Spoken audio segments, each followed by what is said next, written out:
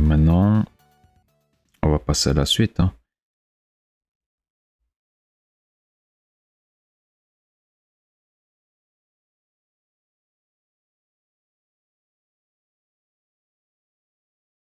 Main data. Bon, le main data, le problème, comme ils expliquent ici, c'est qu'on a le fameux bit réservoir. Et que donc, c'est possible que nos données sont avant. Elles sont pas forcément à cet endroit-là. Enfin, pas juste après dans le fichier, quoi. Donc ça,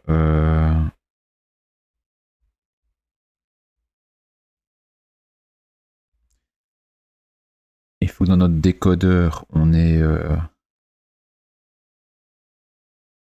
un vecteur qui garde les données en attendant, et que quand on lit une from, ben forcément la première devrait être à 0. Le main data bit, donc là on va pas lire dans le vecteur, mais c'est tout ce qui après est dans une from et qu'on ne lit pas, on va devoir le mettre dans le vecteur, et quand on aura un main data bit en dessous de 0, enfin il y a une valeur différente de 0, on va devoir aller chercher dans le vecteur là. Maintenant, en faisant cette technique, le problème c'est qu'on pourra pas, par exemple, dire voilà, je veux sauter à la frame, je sais pas moi, 350, et cette frame là elle a un main data bit différent de 0, on va devoir relire les frames d'avant, mais comme on les a pas, parce qu'on a sauté directement à la frame là, enfin, ça dépend de la méthode qu'on va utiliser pour sauter sur les frames. Mais bon, ici pour l'instant, on va rester simple. On va dire que notre lecteur, tout ce qu'il peut faire, c'est de lire une musique du début à la fin. Il peut pas commencer au milieu, par exemple, ou ce genre de choses. Ainsi, on reste simple. Et après, on pourra peut-être modifier par la suite. Le but, c'est vraiment plutôt de décoder et d'utiliser tout ce qu'il faut regarder pour les formules, tout ça, mathématiques. Et après, on regardera si on fait un système un peu plus complexe. Donc, ce qu'on va faire dans le décodeur, on va rajouter un std vector uint 8t je vais l'appeler bit réservoir.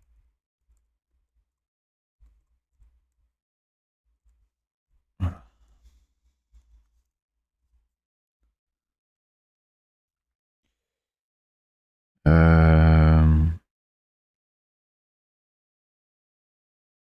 Donc ici on est où?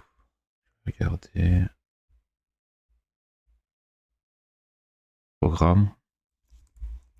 Read main data.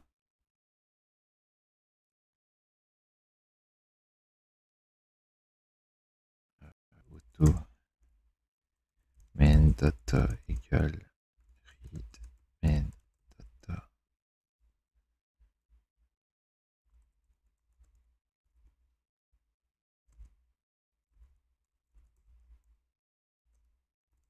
Je sais pas encore si on a du frame header, tout ça, mais bon.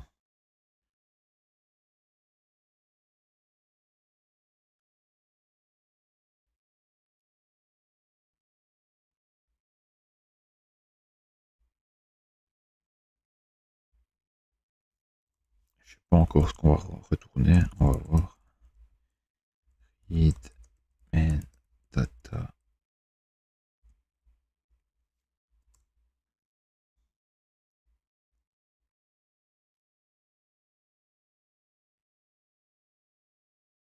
On peut la déclarer const, cette méthode aussi.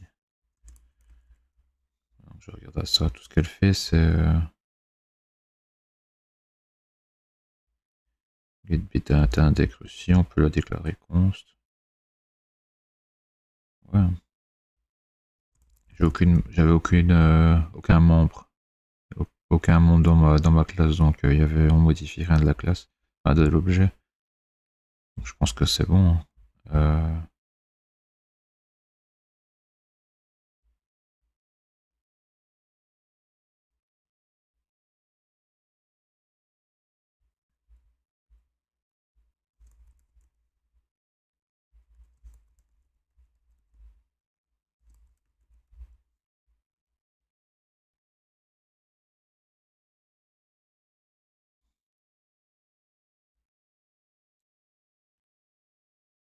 Même ici, on peut tout déclarer const.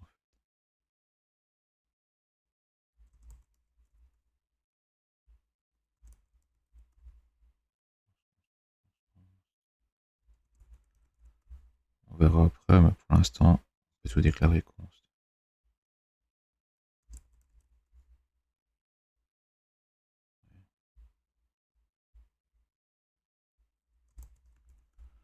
Read main data lui sera pas const, je pense, vu que. Et s'il est pas const, le gain extrême ne pourra pas être const non plus.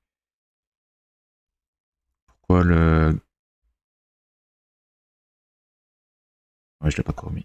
Pourquoi celui-là peut pas être const? Tout simplement parce que lui il va utiliser le bit réservoir.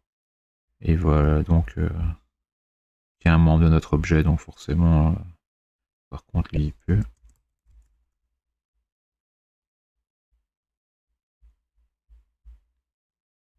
Voilà, lui. Juste, j'avais passé quoi? Input stream.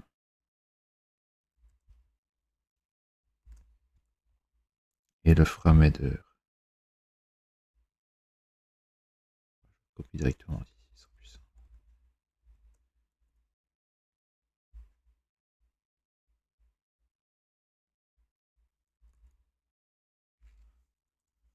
Voilà.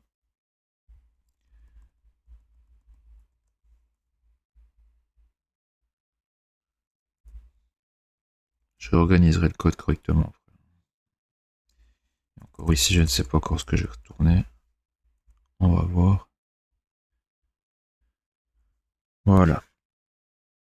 C'est ici que ça va devenir marrant. Ça va devenir très marrant ici, avec toutes les formules qu'on va devoir appliquer, l'étape de Huffman, le, la FFT, tout ça, l'NDCT, enfin, c'est ici que ça va commencer à devenir intéressant.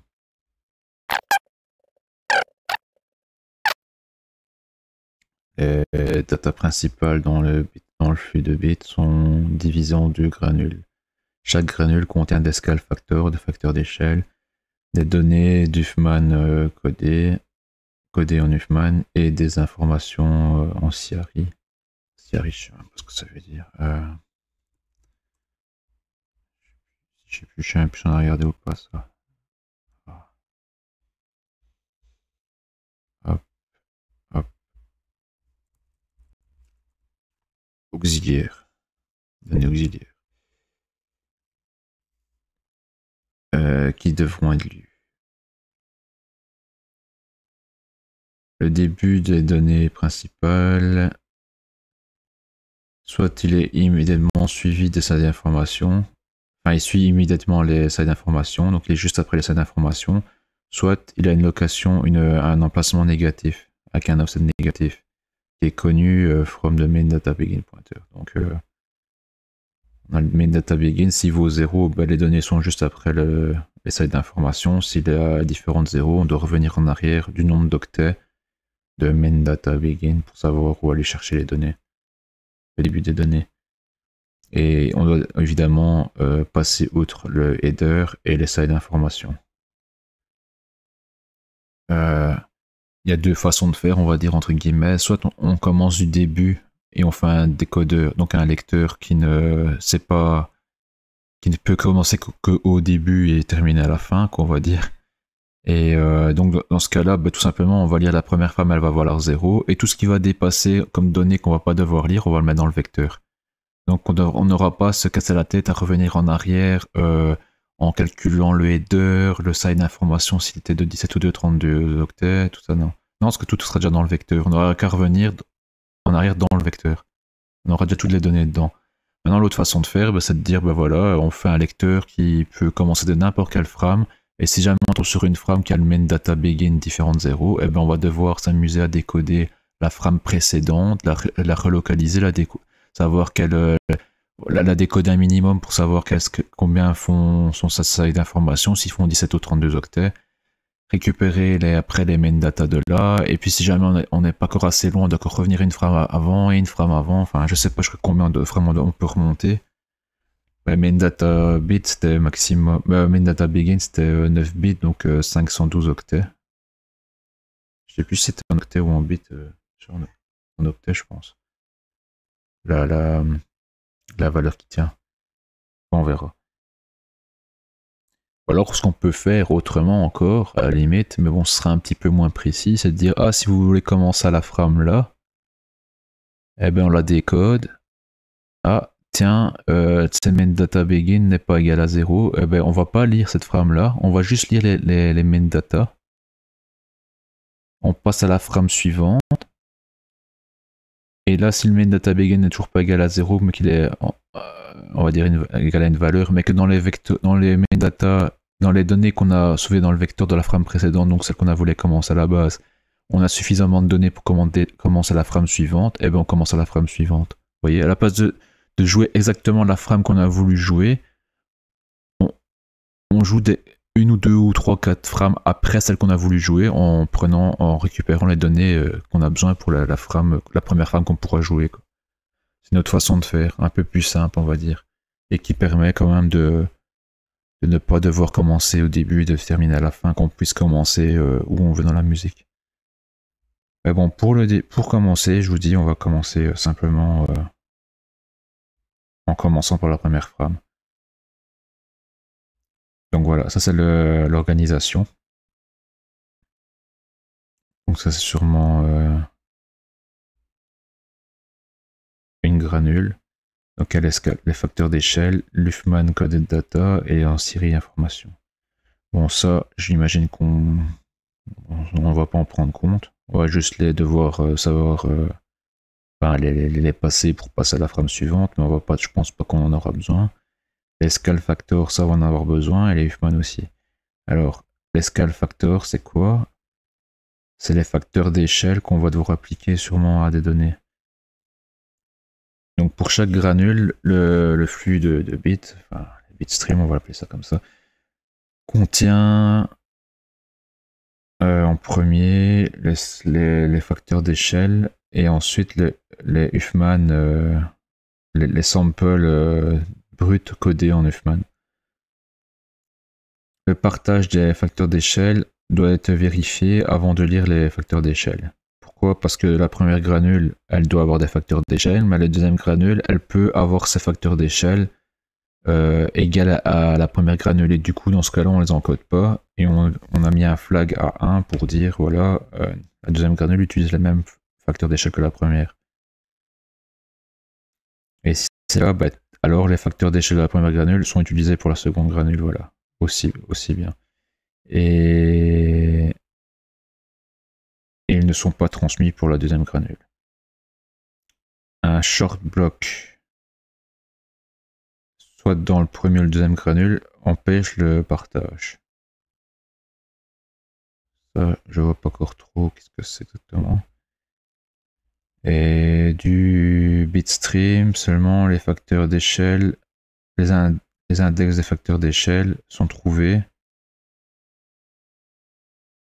Enfin, du bitstream, seulement les facteurs d'échelle, les index de facteurs d'échelle sont trouvés, mais pas les facteurs d'échelle. Donc à mon avis, on accorde des tables définies par le standard, et nous, tout ce qu'on a, c'est des index sur ces tables. Donc on n'a pas des vrais facteurs d'échelle, on a juste des index, on va devoir aller chercher dans une table le vrai facteur d'échelle. L'index avec les index, le maximum, index maximum de facteurs d'échelle est stocké dans deux arrêts, dans deux tableaux. Et la majeure partie est réutilisée pour la deuxième granule. Lire les index des facteurs d'échelle sont effectués selon slen 1 et slen 2, qui eux-mêmes sont décodés des valeurs de scale fact compress. On l'a déjà fait. Le nombre de bits utilisé pour encoder les facteurs d'échelle est appelé par 2 length, et il est calculé par les formules 2, 3 et 4 selon les types de fenêtres utilisés par les granules. Ok. Si bloc type est égal à 0, 1 ou 3, alors par 2 length est égal à 1, 1 fois slen 1 plus 1, 0 fois slen 2. Ah non, c'est 11 fois 10, pardon. 11. Je pensais que c'était du binaire, ça je comprenais pas. En fait, c'est juste 11. 11 et 10. Parce qu'ici, il y a 18 et là, il y a 17. Ok. Si bloc type égale 2 et mix et bloc flag égale 0, alors par 2 length est égal à 18 fois S1 plus 18 fois S 2 et là, est-ce qu'il y a autre chose? Ok. Bon, ça peut encore l'air trop compliqué à faire, la formule là. Hein. On peut la recopier même limite telle quelle. Donc par 2 length, ce qu'on calcule là, c'est le par 2 length et ça correspond au nombre de bits utilisés pour encoder les facteurs d'échelle. Ok. Les facteurs d'échelle ou les index de facteurs d'échelle?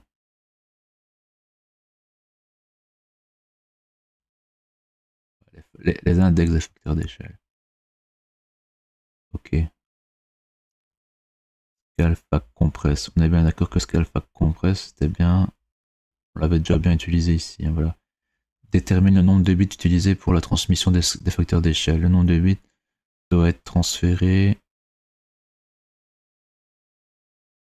Qui doivent être transférés aux différentes bandes de facteurs d'échelle est défini par deux variables appelées SLN1 et SLN2. Selon le bloc type, la transmission de SLN1 et SLN2 pour les bandes de facteurs d'échelle varie et est présentée à la table 9. Ok. On voit ces différentes bandes SLN1 et SLN2.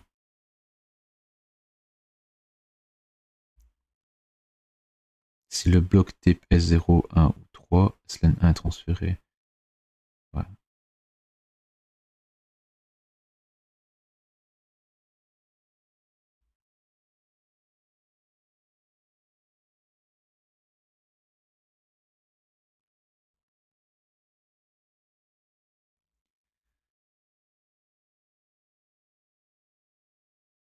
0 à 10, 11 à 20. C'est pour ça qu'on fait x10 et x11. Enfin, x11 et x10. Ici, il y en a 11. On part de 0 jusqu'à 10, donc il y en a 11. Et là, de 11 à 20, il y en a 10. C'est pour ça qu'on fait x11 et x10, je pense, ici, voilà. 11 et x10. Là, on fait x18 au 2. Pourquoi? 0,6. Enfin, 0,5, ça fait 6. Et de 6 à 11, 6, 7, 8, 9, 10, 11, on a 6 aussi. 6 et 6. Et ils font x18. 6, 12, 18. Parce qu'il y en a 3. Peut-être par...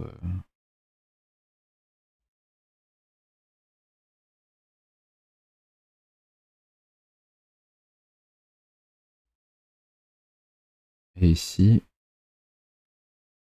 de 0 à 7, 8. Et de 3 à 5, 3. 8 et 3. Et puis 5, 6, 7, 8, 9, 10, 11. Non, 6, pardon. 6, 7, 8, 9, 10, 11, ouais, 6. Donc, 8, 3, 6. 8, 3, 6. 8, 3, 6. 8, 3. Mais 3 fois 3, ça fait 9. Plus 8, ça fait 17. Et l'autre, 3, 6. Et 6 fois 3, ça fait 18. 6, 12. On dirait que là, il faut faire fois 3. On dit que là, il fallait pas.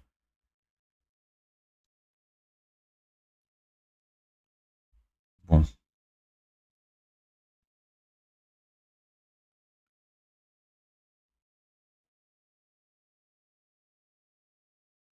toute façon, il suffit d'appliquer cette formule-là.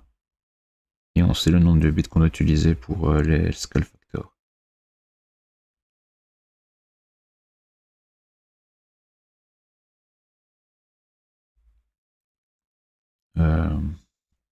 Regardez dans le document, ici, qu'est-ce qu'ils disent? Granule 1, canal. Si switch flag égale 1 et bloc TP égale 2, mixed block, SB, ouais. Là, on lit les scale factor. 0 à 8. Enfin, de 0, ouais, 0 à 8. 7, quoi. L. Puis de 3 à 12. Enfin, 3 à 11. Et il y a 3 Windows. Ah, c'est parce qu'il y a 3 fenêtres. C'est pour ça qu'on fait x3. Juste, donc c'était de 0 à 7 ici.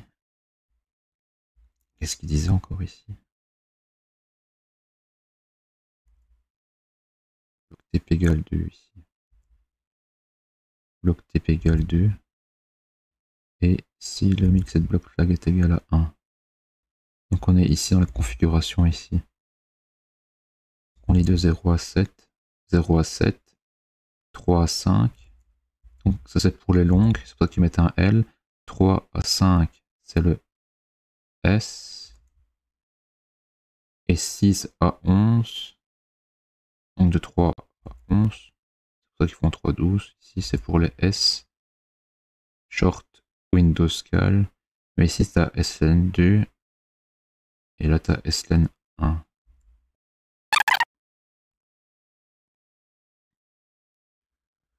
Voilà. Donc ici j'ai regardé un peu plus en détail le document ici. Et je sais pas, fais attention, c'est qu'ici il y avait le nombre de bits entre 0 et 4. Donc elle est là notre information qui nous manquait. Ici donc les commandes SLN1, SLN2 qu'on retrouve ici. Vous voyez, en fait, là c'est pour calculer la taille totale de tout ça une fois qu'on aura lu tout ça, sans le Huffman, sans les codes de Huffman, mais toute la partie scale factor, quoi.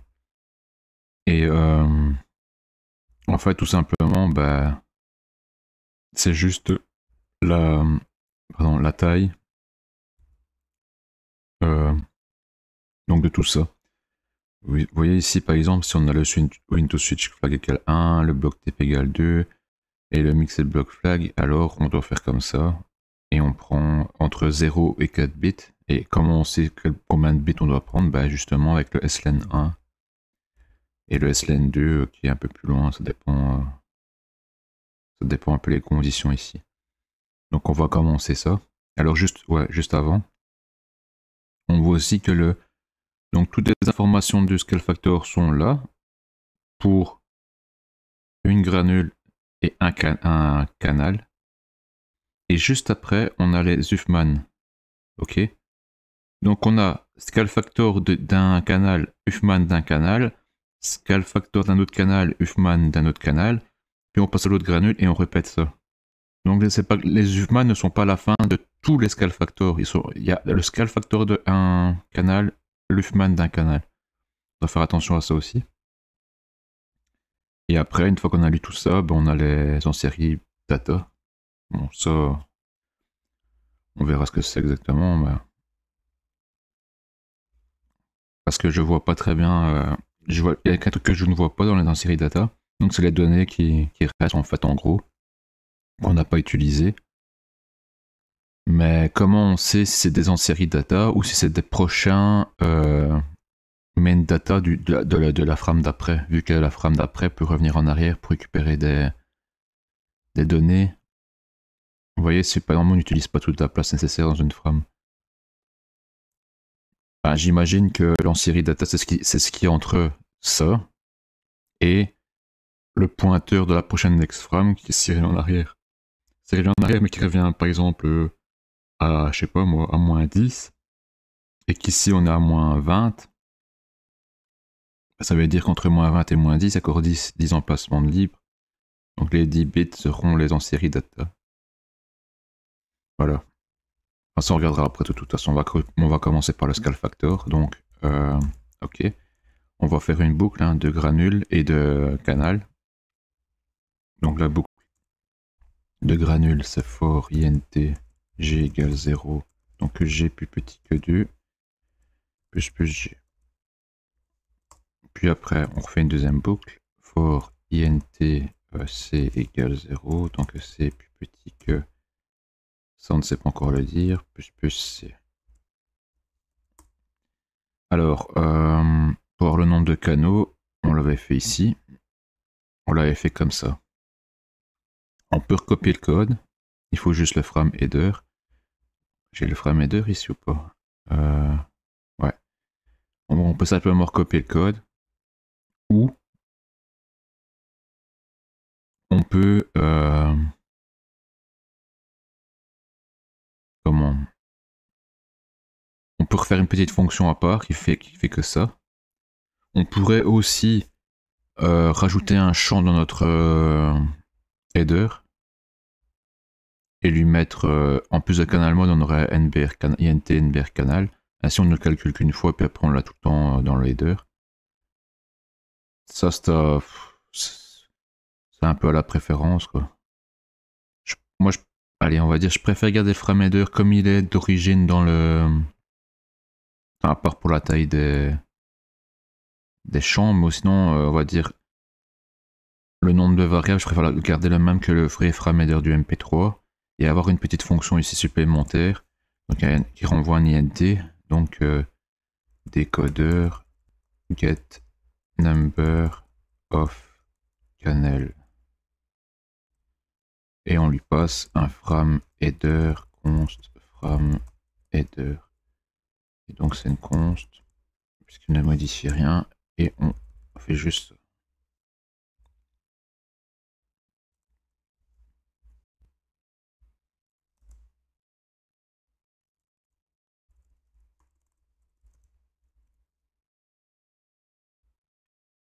Je vais commencer par une minuscule. Voilà. Tout simplement. Et au moins, si jamais notre code n'est pas bon, parce que, je sais pas moi, le join stéréo c'est aussi un canal, eh ben on pourra modifier juste ici. On n'aura pas fait de copier-coller et on va pas devoir modifier à 50 endroits différents. Puis tout ce qu'on a à faire maintenant, c'est faire un get number of canal et lui passer le frame header. Voilà. Ça, on va juste le mettre dans le header, ainsi il ne nous ennuiera plus.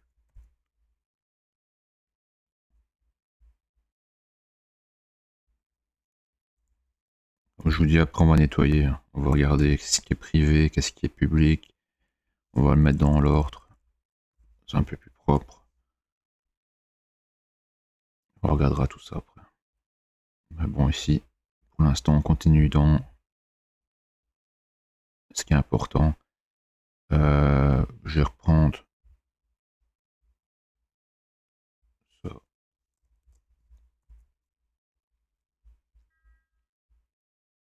Voilà.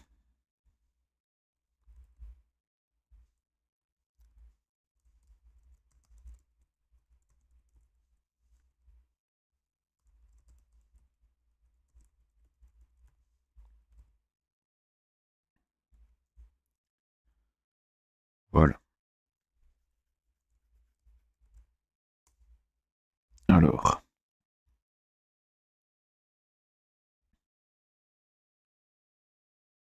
On peut faire exactement le même qu'ici. Pas vraiment d'importance si on commence par une condition ou l'autre.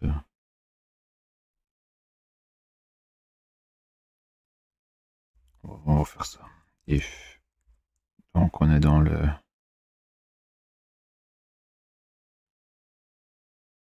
Ah oui, il faut les granules, les sauts d'information granules qu'on avait dans le frameheader ou pas, je ne sais plus. Où je les avais mis. Non, les frameheader étaient à part.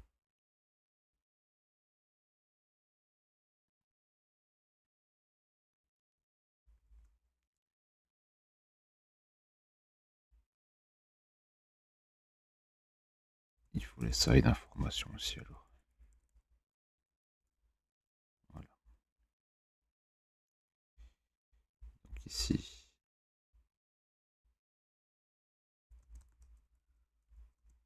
Je vais le mettre en const pour l'instant. Je sais pas si on va devoir le modifier ou pas. Je pense pas, mais bon. J'en suis pas certain. Voilà. On va rajouter ça.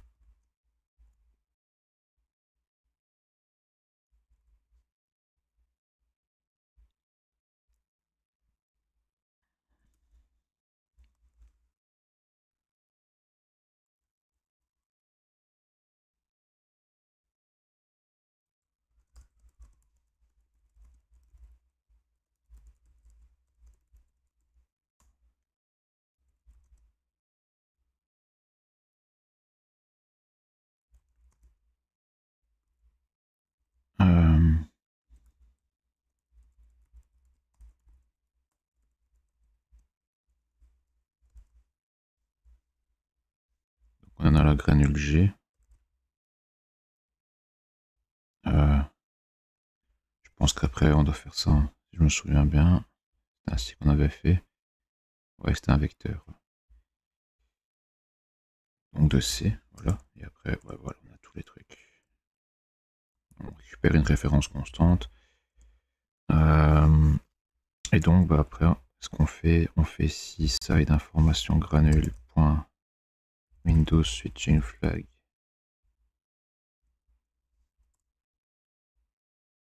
C'est un boule, un lien. Je sais bien que ça on n'est pas obligé, mais j'aime bien mettre, je préfère comme ça tout le temps.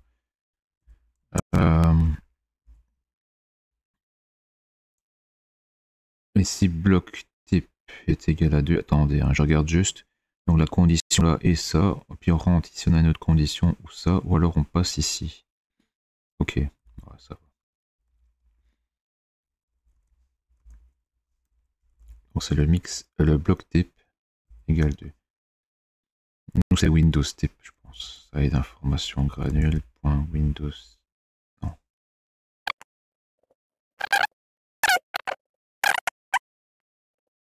Ah ouais, c'est dans. Ouais, ouais, ok, ouais. C'était bien ça, ouais. C'est juste. C'est avec l'union. Donc c'est Windows, c'est spécial du coup, et c'est Windows type.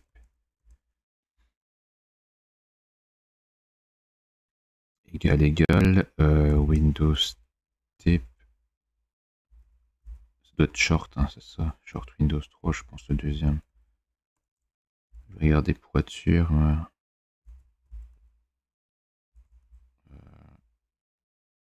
C'est ici. Non, c'était dans un enum. 0, 1, 2, ouais, c'est ça. Bon, alors ici, logiquement, enfin ici ça va fonctionner, pas de souci.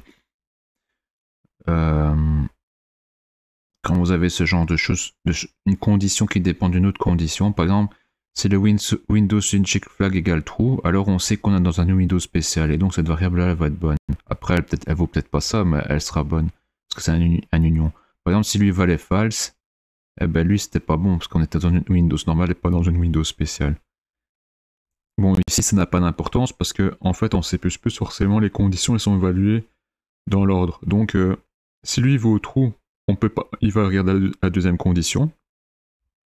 Mais si lui vaut false, il va pas aller à la deuxième condition. Alors ici ça n'a pas d'importance parce que même si lui vaut, même si imaginons lui vaut false lui et que j'aurais mis les conditions dans le sens inverse, c'est pas tellement important parce que de toute façon la condition après elle sera pas passée parce que c'était un et voilà. Et il n'y a pas de pointeur ou quoi. Mais imaginons qu'on aurait des pointeurs, par exemple ce genre de choses, comment des références ou enfin surtout des pointeurs. Qui ne sont valables que quand lui est égal à true, par exemple, ben, si vous vérifiez le pointeur en premier avant le flag pour savoir si le pointeur est valide, vous pouvez aller. Enfin, l'élément pointé, qu'on va dire, pas le pointeur lui-même, mais l'élément pointé, si vous voulez le lire, alors que le pointeur n'est pas bon, vous pouvez avoir des exceptions, enfin des problèmes que vous allez lire dans une mauvaise mémoire ou un pointeur nul, des références à un pointeur nul, ce genre de choses. Donc ça faut faire attention à l'ordre. Ici, il n'y a aucun souci ici, mais bon, voilà.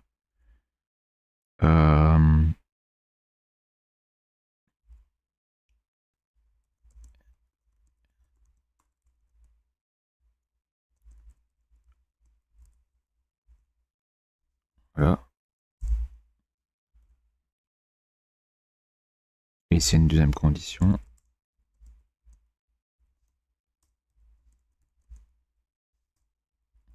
Alors la condition c'est quoi? C'est mixed block flag. Mixed block flag. C'est quand on peut avoir différents types de scale factor selon les bandes, je pense. Vous voyez, on sépare les bandes en deux parties. Sinon, on prend toutes les bandes d'un coup, les 12, enfin les 11 bandes. Et là, on divise les 11 bandes en 0 jusqu'à 7 et de 3 à 12 à 11. Tiens, pourquoi 3 ici? Ah, soit je regarderai après. Mixed block flag. Donc side, information, granule. Mixed block flag. Donc il doit être sûrement dans le Windows. Spécial. Mixed block flag, voilà. Donc si lui est égal à true.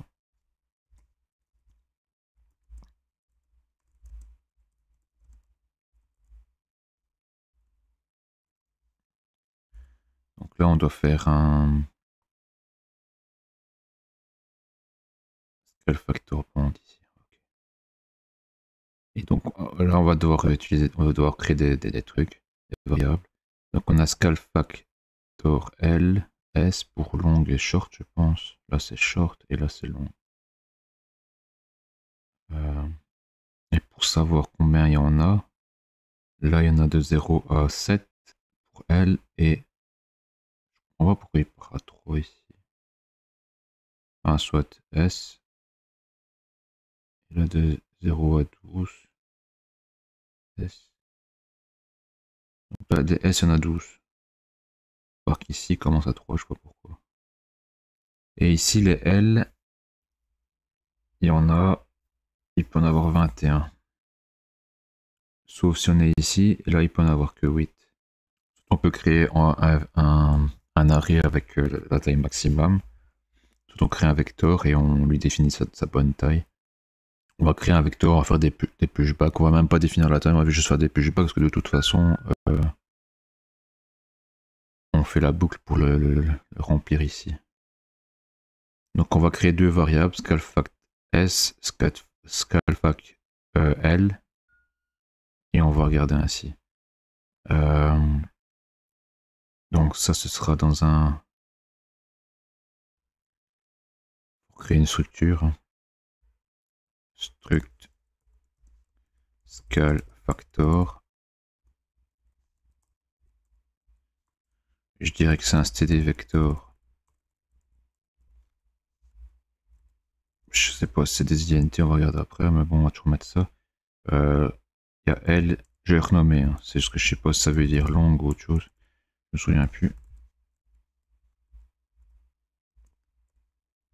Voilà, on va faire plutôt dans l'autre ordre. Déjà, est-ce que c'est des entiers? Parce qu'il me semble que c'était des index qui disaient pour aller voir dans une table, pour les vrais scale factors qui seraient plutôt des floats, je pense.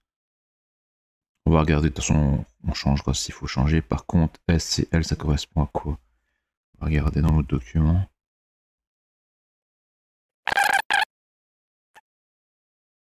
Short Windows, scale factor bond. Long Windows, scale factor bond. C'est bien short et long. On va l'appeler juste short et long. Ouais. Short Windows. Évidemment, on peut pas les appeler réellement ainsi, puisqu'il y a déjà des types de base de C++ short et long. Donc c'était pour le short. C'est bien ça. Long Windows et short Windows. On va l'appeler plutôt ainsi. Voilà. On va même faire ça maintenant.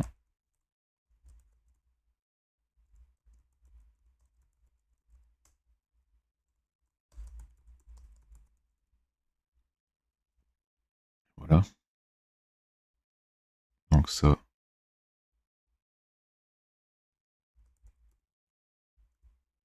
Voilà.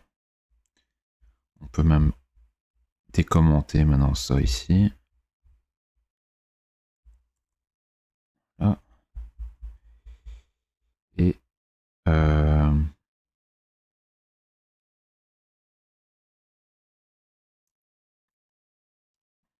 Ouais, en fait, ce qu'on va faire, c'est que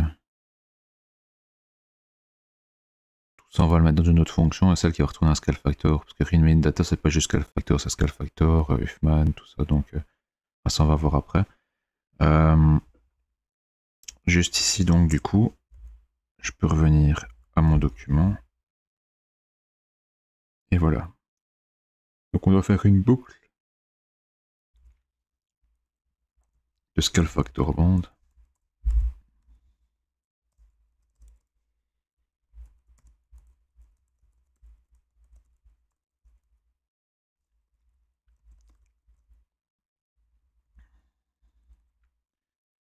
Orienté SFP égale 0. Donc, SFP est plus petit que 8, je pense. SFP, voilà. On va regarder. Donc entre 0 et 8, et on prend les longues. On fait un scale factor.long windows.pushback. Et on pushback quoi? Bah, ce qu'on va lire ici, quoi. Et ce qu'on va lire, donc on doit faire un get beta index. Et donc on lui passe les données. Ah, les données, on les a pas passées par contre.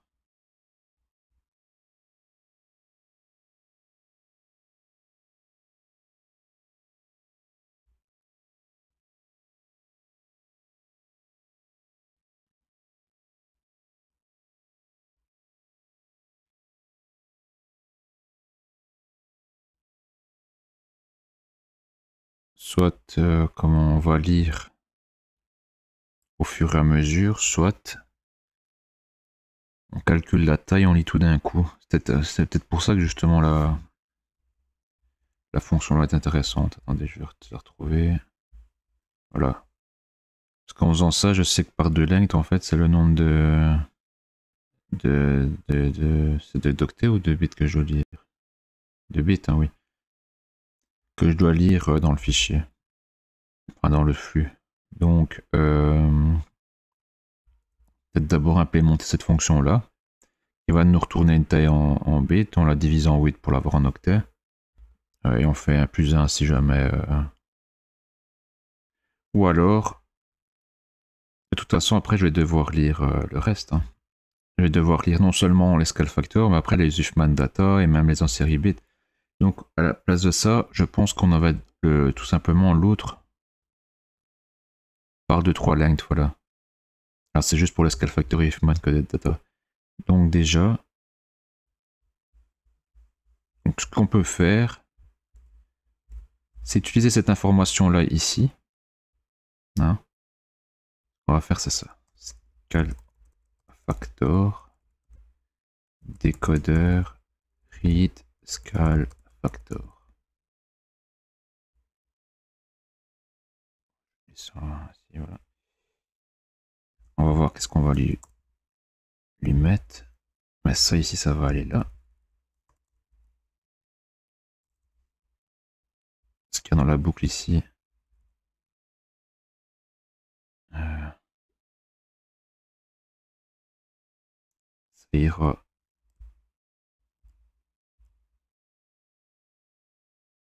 Ça ira dedans.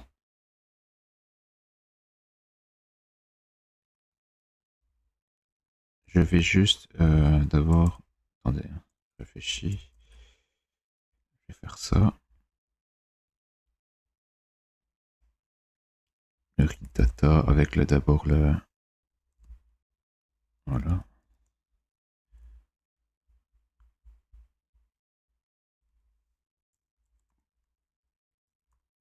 Je pense même qu'à la place de faire un copier-coller, on va mettre aussi dans une fonction.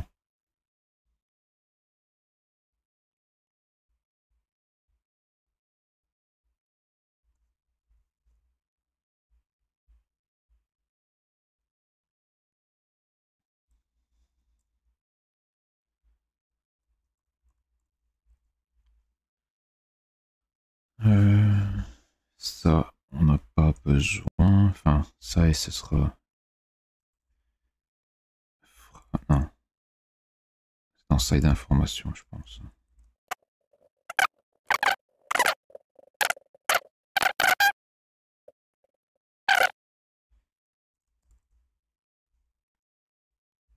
get data, on va mettre ainsi.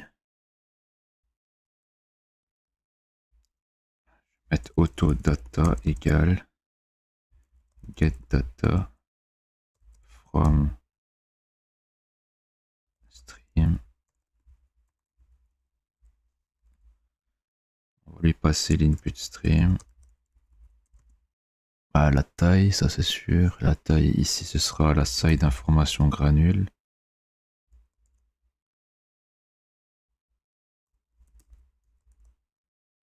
C'est tout à cause de l'erreur ici.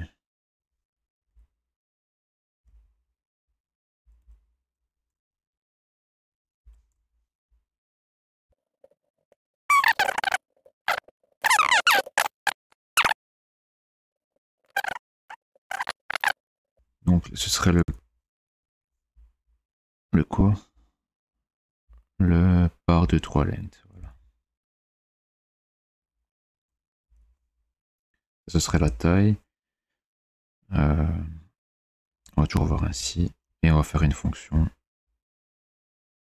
C'est à cause de ça que ça n'allait pas.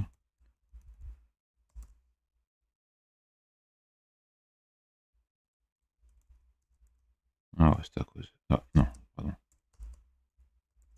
Ouais, c'est à cause de ça. Oh, n'importe quoi. Bon. Ça, on va l'implémenter après. On doit encore implémenter quelque chose. Et c'est un std vector de uint with t get data décodeur get data from stream.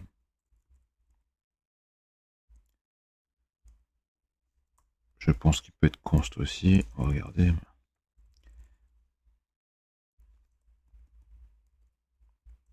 Par contre, lui, il doit être normal. Qu'est-ce qu'on a? On a une t-size.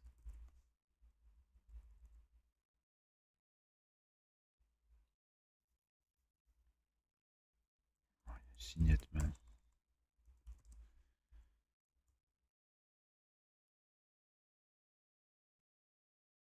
Size in quoi? In bit.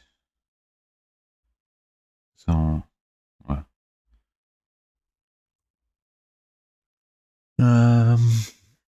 Ensuite, on va copier ça. Donc c'était ça.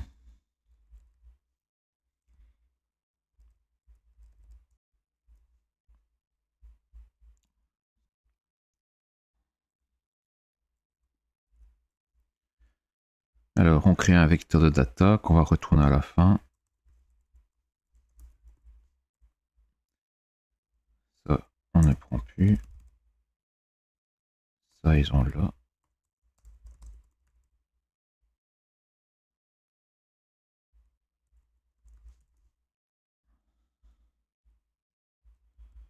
Je suis juste en train de réfléchir, c'est si on tombe pas sur un nombre... allez.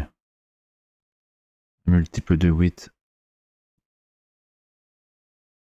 Si on tombe pas sur un nombre multiple de 8, on doit quand même lire... on va devoir lire des données en plus pour avoir au moins toutes les données ici. Mais il va nous en rester en plus parce qu'on va tomber en plein milieu d'un octet par exemple.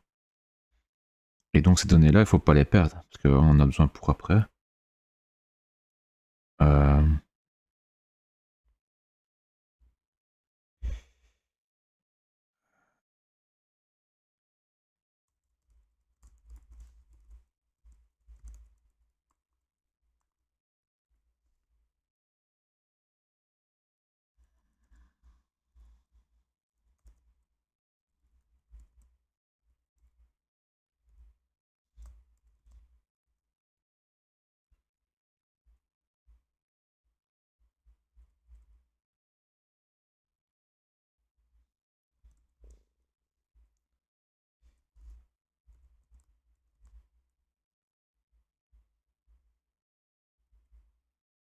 C'est pas ça. Hein, donc en divisant 8, on aura forcément la valeur tronquée. Donc si on a un supplément, ben, il y aura un modulo qui sera différent de 0.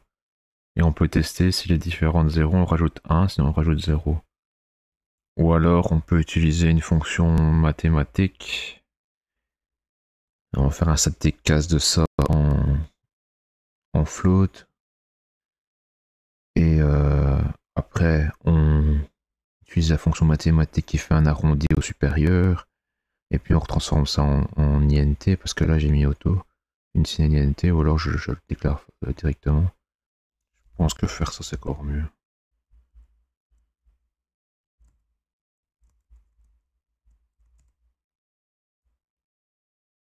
Dans le genre.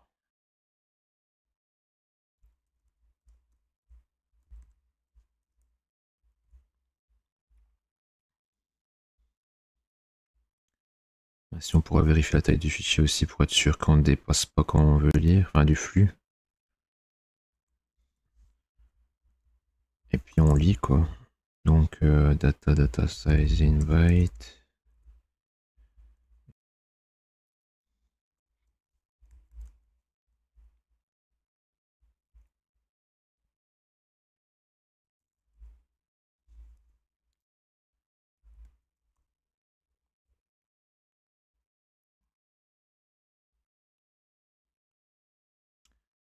Ça, on va le réutiliser ici.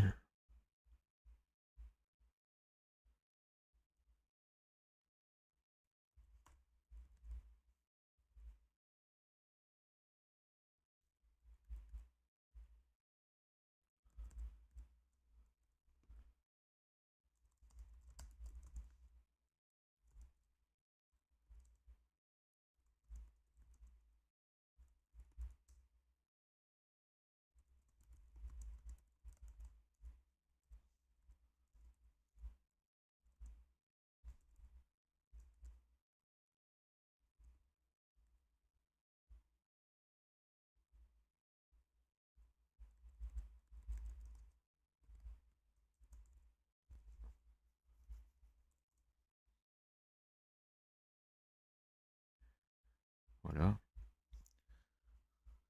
Ainsi on pourra utiliser cette fonction ici aussi dans read main data. Comme je vous ai dit, le problème c'est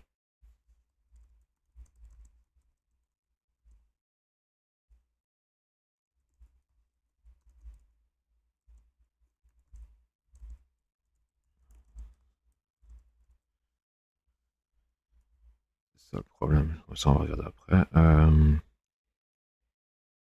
Donc on revient ici, on fait un scale factor. Attendez, avant de faire ça, je dois donc get data. Donc on a bien les informations ici, oui. Ok. Donc ici on a data. Une signette int index. Eh bien on refait un nouvel index. Int index égale 0.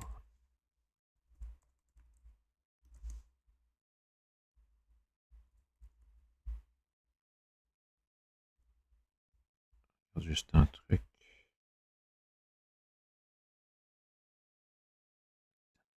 Je la vois plus vite index. Je peux nommer ainsi. Ce sera plus propre.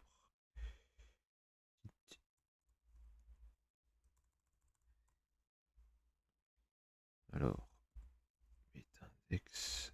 Et ici, size. Size, voilà. C'est là qu'on va. Est-ce que le factor ici. Ah ouais, parce que je l'avais mis ici. Ok, ouais. Ça, on va bouger ça après. Donc la size, c'est quoi? C'est quoi? C'est slen 1, j'imagine. Donc on est dans la side information granule slen 1. Voilà. Ensuite, il y avait quoi d'autre? On doit faire les autres.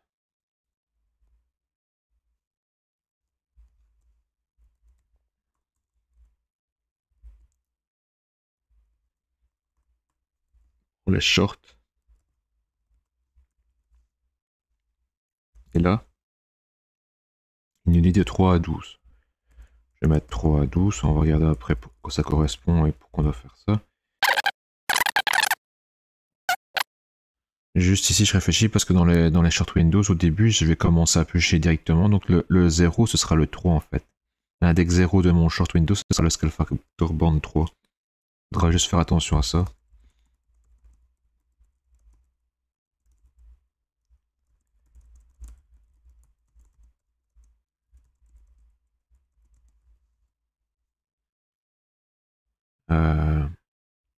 Et donc, c'est soit SLN 1, soit SLN 2.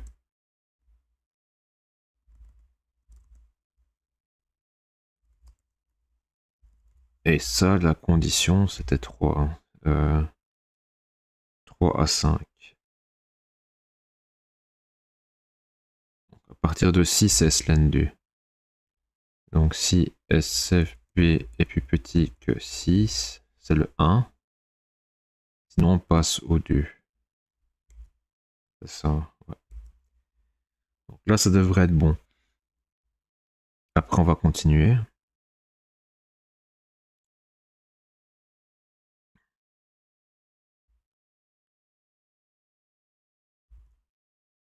Hop.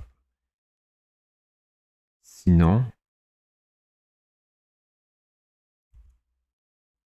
c'est tout ça.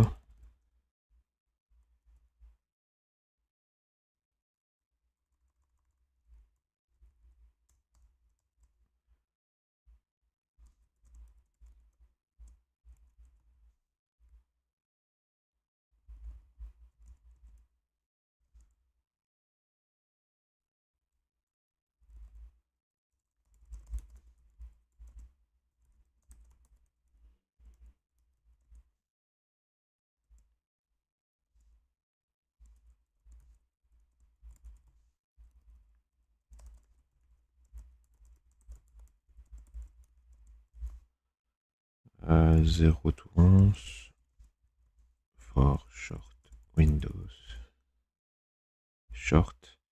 Short 0. 11. Là, il n'y a plus besoin de faire attention à ça, parce que là, on part bien à 0.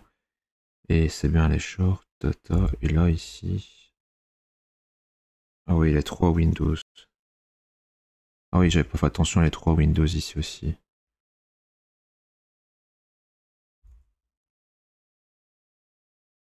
Ah non, je vais regarder ça maintenant. Donc, short Windows.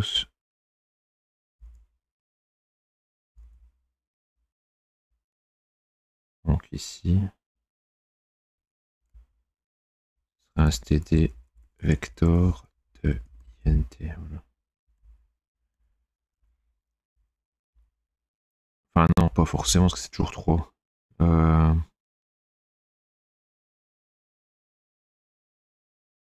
Toujours 3.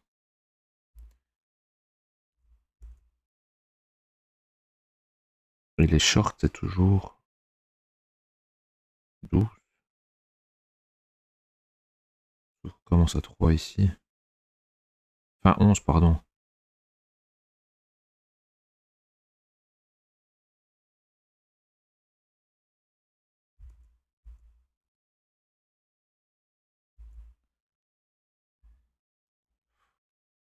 On pourrait faire. Je pourrais faire ça, hein, simplement int short Windows de 11, de 3. Pourquoi? Parce qu'on est toujours à 11 maximum et il y a 3 fenêtres. Et 3 short Windows. Juste le truc ici, c'est qu'on commence à 3, mais bon, c'est pas grave ça. Et le vector, pourquoi j'ai mis un vecteur ici? Parce que dans les scale factor long Windows, ça peut aller jusqu'à 7 ou jusqu'à 20.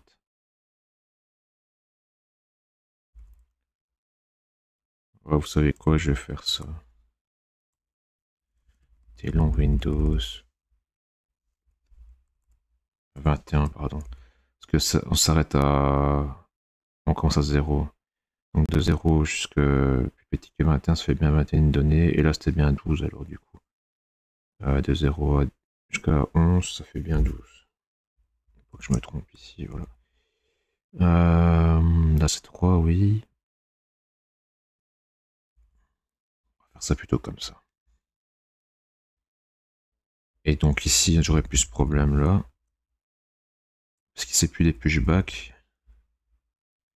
Ce sera Windows de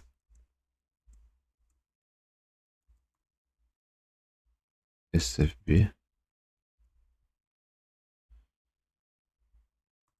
Short Windows de SFB. Voilà. SFB.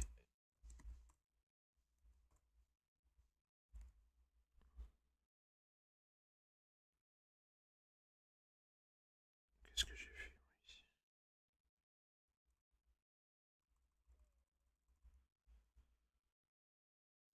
Je regarde juste. Ah ouais, c'était les Windows ici après le problème. Donc ici, nous on est. Ouais, voilà. Fort.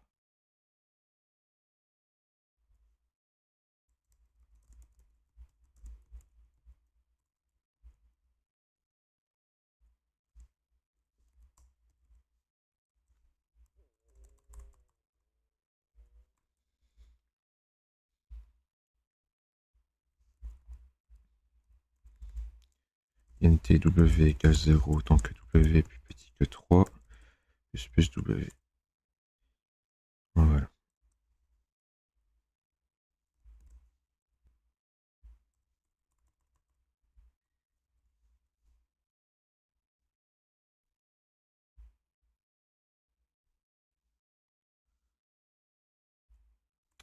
On l'avait déjà mis.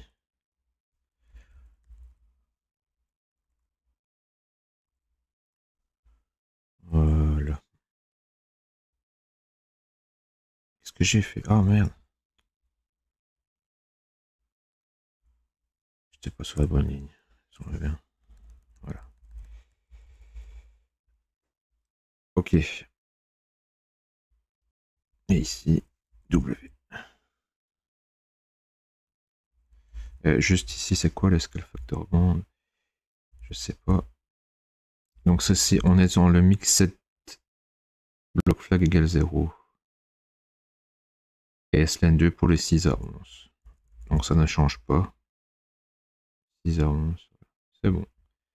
Ça devrait être bon ainsi. Après, il y a encore le else hein, de ce truc-là, tout ce machin-là. Else.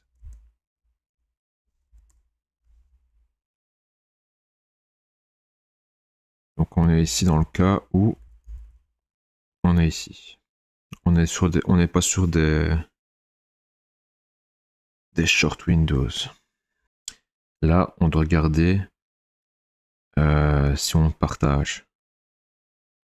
Et ici, il n'y a pas de partage. C'est ce qu'ils avaient dit. À un moment donné, on avait lu ça. Si jamais il y a des mixed block flag ou je ne sais plus quoi. Ou il y a, non, s'il y a un short Windows, alors il n'y a pas de partage de scale factor. Ici, on est dans des scale factor pour des long Windows, donc on peut partager. Et en fait, ce qu'il fait, c'est qu'il regarde est-ce qu'on partage pas ou est-ce qu'on en a la granule 0. Si on ne partage pas, bon, on doit forcément lire. Et même si on partage mais qu'on a la granule 0, il faut quand même lire la granule 0. Parce que c'est la granule 0 qui partage ces informations avec la granule 1. La granule 0, il faut toujours la lire du coup. Donc si on est en granule 0, il faut toujours lire.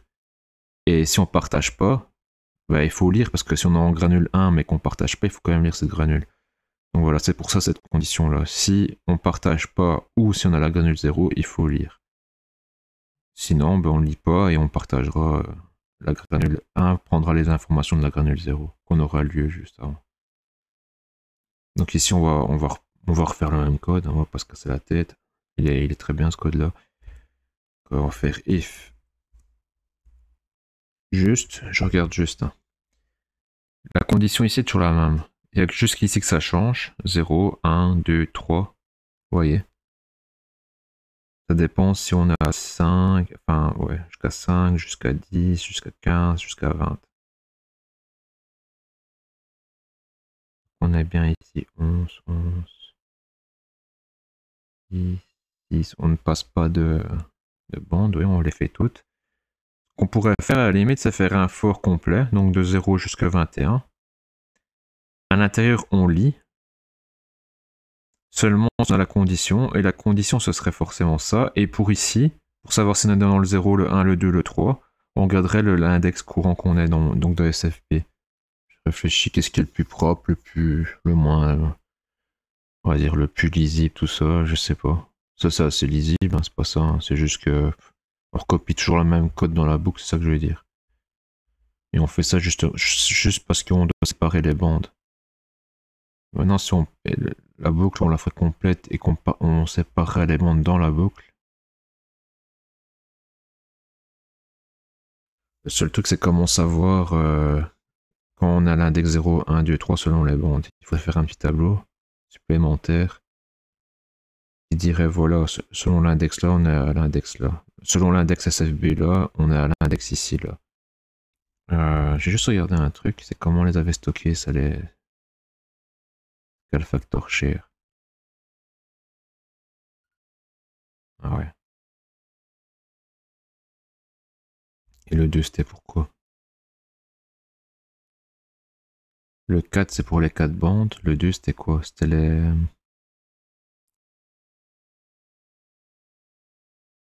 nombre de granules ou le nombre de canaux? Quel factor share? Ça, faut que je retourne voir parce que je sais plus.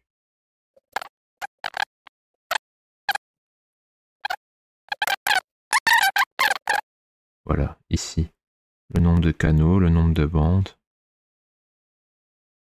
Ouais, c'est bien par canal. Alors, ça me pose un petit problème, ça, c'est parce que.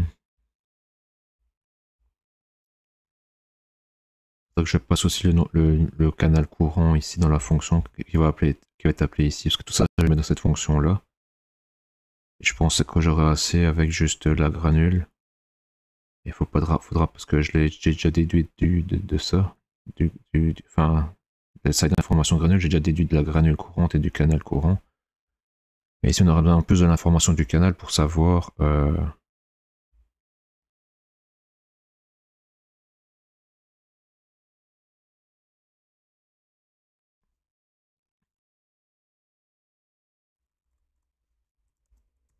Je vais essayer une fois ainsi. For int. int. Ouais, SFP, pardon. SFP est égal à 0. Donc SFP est plus petit que 21. Plus SFP. Et on va appeler ça rose scale factor band 0 to 20 for long Windows. Ok. Et ici, qu'est-ce qu'on fait?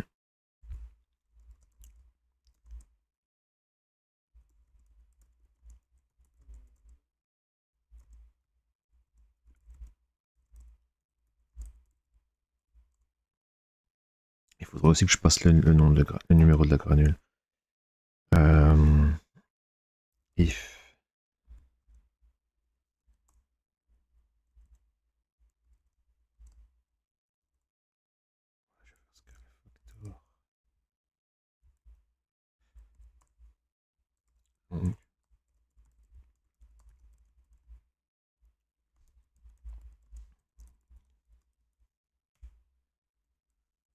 data bit index. Et alors ici, juste. Je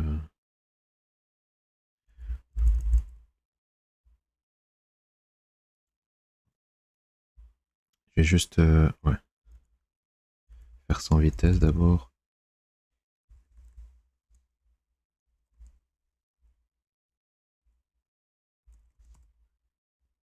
G égale 0, c'est la granule. Ou alors si on ne partage pas, ça c'est if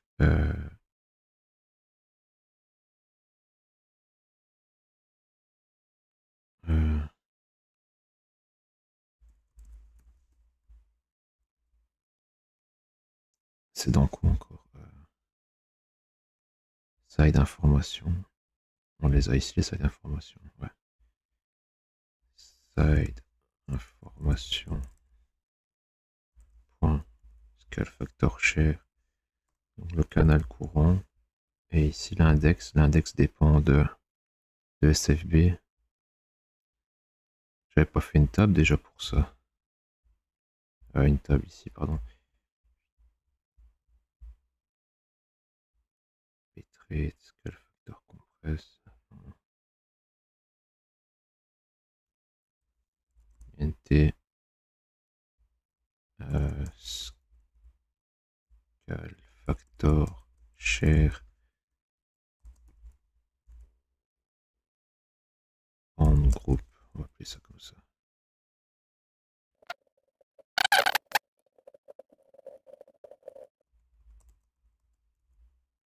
Ok. Et tout ce qu'on a à faire ici, voilà, c'est faire scale en groupe.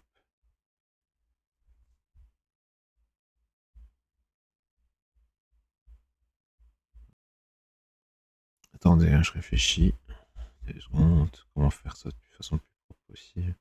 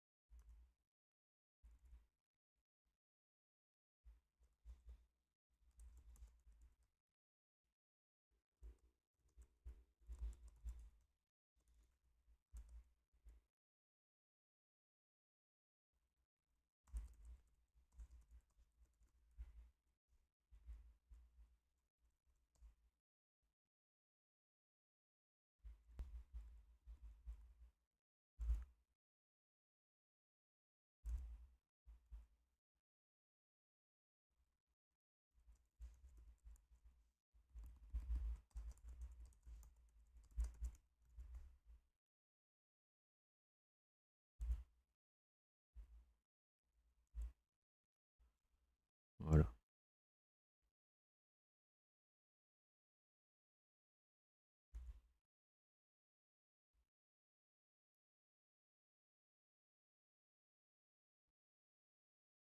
Je regarde juste ici maintenant. C'était où l'information là? Ah voilà. Si le bloc 1, 0, 3, SLN 1, jusqu'à 10.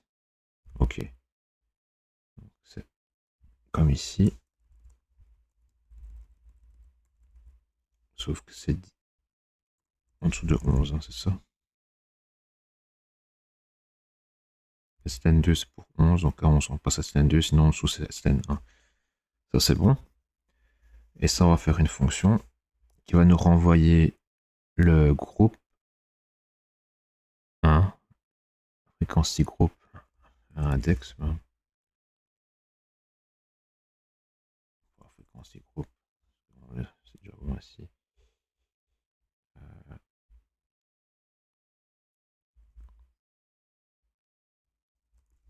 Plutôt ça, appeler ça fréquence groupe by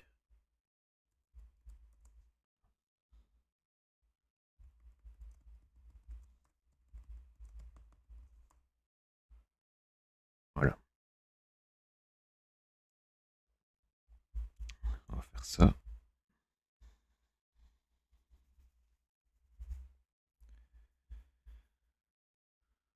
Et la fonction ce sera int décodeur get. Je vais recopier ici, ce sera plus.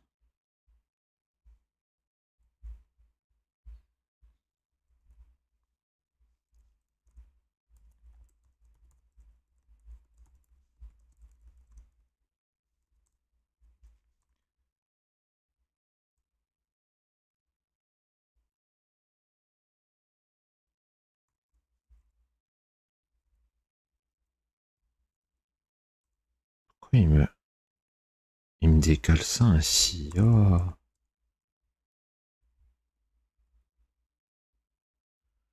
Je comprendrai jamais cet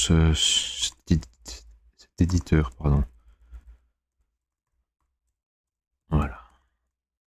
Oh, quel des chipotages, il me rajoute des... C'est bien Visual Studio Code, hein, c'est modulable tout ça, mais... C'est peut-être moi que c'est pas m'en servir, mais bon. C'est pénible des fois. for int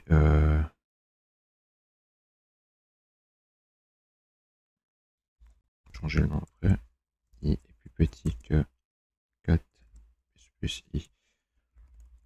Peut-être même le 4 pour éviter de leur coder, de mettre la taille du tableau.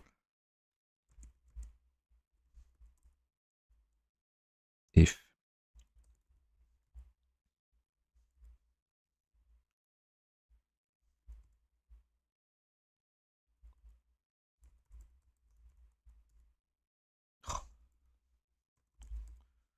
aussi ça m'énerve. Est plus grand ou égal à 0. Et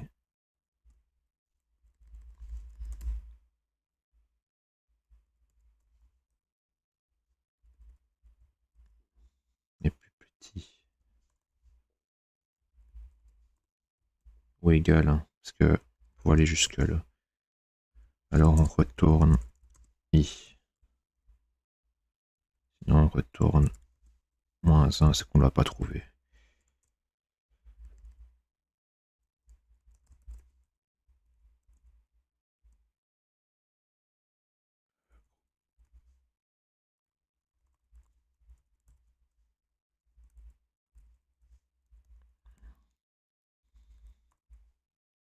Ainsi FG fréquency group. On nommera encore d'une meilleure façon.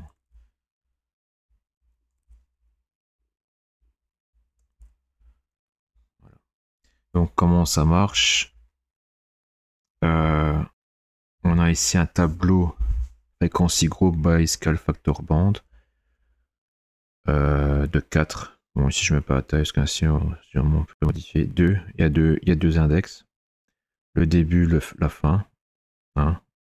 Donc entre 0 et 5 inclus, on est dans le frequency group 0. Entre 6 et 10 inclus, on est dans le groupe 1, 11 et 15 groupe 2 et 16 et 20 groupe 3. Ok. Donc qu'est-ce qui se passe ici? La fonction, tout simplement, on va parcourir tous ces groupes et on va prendre le scale factor band qu'on nous a passé ici et on va regarder si le scale factor band est compris, donc est plus grand ou égal au premier chiffre et plus petit ou égal au deuxième chiffre. Si oui, on est dedans. Ça veut dire que si, par exemple, je sais pas moi, mon scale factor band est égal à 7 par exemple, ok, 7.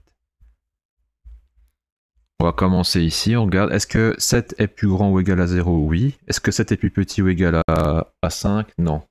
Donc on passe au suivant. Est-ce que 7 est plus grand ou égal à 6? Oui. Est-ce que 7 est plus petit ou égal à 10? Oui. Et bien on retourne donc l'index, donc on a 1 ici, on retourne 1. Et on est bien dans le groupe 1. C'est comme ça que ça fonctionne. Et s'il ne trouve pas, bah, il renvoie au moins 1. Bon, ça, c'est pas supposé arriver. Voilà. Donc ici, ce que je fais, ben, je l'utilise avec mon scale factor band courant. Et il va me renvoyer un index que je vais aller chercher avec le numéro du canal courant. On va avoir le partage. Si le partage est false ou si la granulité est égale à 0, eh bien on ligne nos données. Et on parcourt toutes les bandes ainsi, vous voyez. Plutôt que de faire... Bon, vous allez me dire, c'est peut-être pas plus propre ou plus court, mais bon, je préfère quand même. Plutôt que de faire chaque fois, hop, 4 conditions, 4 boucles, 4 lectures, on fait une condition, une boucle, une lecture, mais la condition, ben, pour savoir en quel index on a besoin, ben, on va appeler une autre fonction. Est-ce que c'est mieux, est-ce que c'est moins bien? Ça n'a pas vraiment d'importance ici, on va dire. Mais je préfère coder comme ça. Juste, oui, il va falloir que je mette cette méthode-là aussi dans les headers. Ensuite,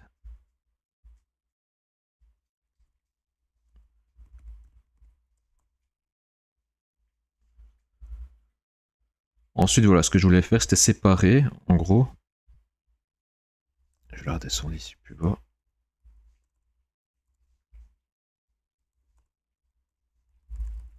Ici, on est dans la fonction générale read main data. Et donc, on va sûrement renvoyer autre chose que ça. Mais dans read main data, on lit les scale factors et on lit les Huffman, le code Huffman. Donc, ce que j'aimerais bien faire déjà, pour pas avoir une fonction immense, parce qu'après on va devoir encore lire le Huffman, c'est encore autre chose, ben, on va décomposer ça en scale factor et Huffman. Et donc, tout le code pour les scale factors, on va le mettre ici.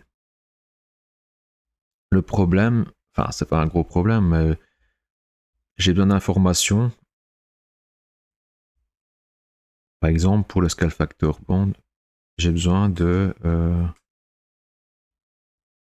bon, le data stream. Là, par exemple, voilà. Pour le data stream, on a tout lu par 2-3 length. Donc ça, on en aura besoin pour le Huffman. Ça, on doit le laisser ici. Vous voyez? Et le bit-index aussi, du coup, par conséquent. Pour garder la trace de ce data-là. Ici, après, on lit. Vous voyez, on est toujours dans la boucle ici. Donc ça, on va garder.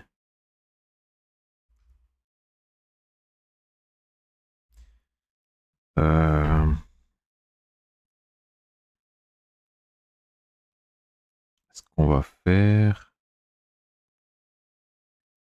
c'est ce code-là qui va aller dans... Attendez, est-ce qu'il ne faut pas que je perde la trace d'où je suis? Je suis là, je suis là, je suis là. Je pense que c'est bon. Voilà. Ça, on va le mettre ici. Bon, évidemment, maintenant, il va nous manquer des informations ici. Ah ouais, en plus, faut décaler. Je suis presque sûr qu'il y a moyen de tout décaler en même temps, mais je connais pas le raccourci. La manip. Tant pis, on va le faire à la main.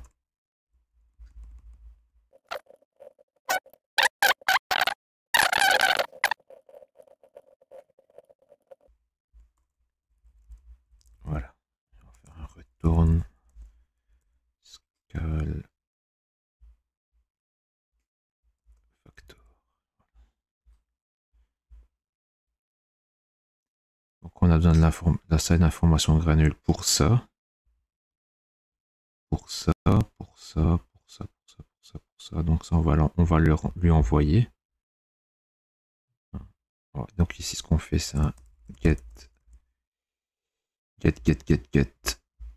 Enfin, read scale factor.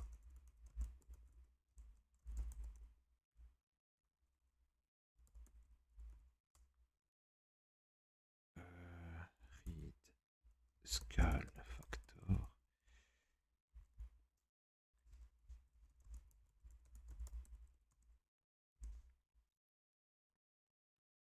Et ça, donc, on lui passe. On n'a plus besoin de l'input stream. On a besoin de l'inside information granule. Hein, on n'a pas besoin de l'input stream ici, je pense. Juste des informations tout court. Vous voyez, pour le. Maintenant, vous voyez ici, side information scale factor share. On peut directement lui envoyer. Parce qu'après, si. Vous voyez, le C, on l'a pas non plus. Le C, il est ici. À la place de lui envoyer side information plus le C, on peut lui envoyer directement le bon scale factor share. Vous voyez, on le calcule ici. Par contre, le G, il faudra toujours lui envoyer le numéro de la granule.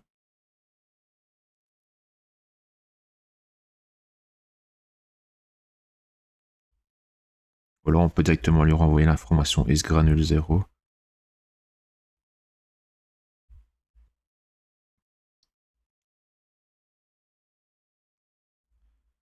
On va faire ça. Auto, const et scale factor share égale side information scale factor share de C.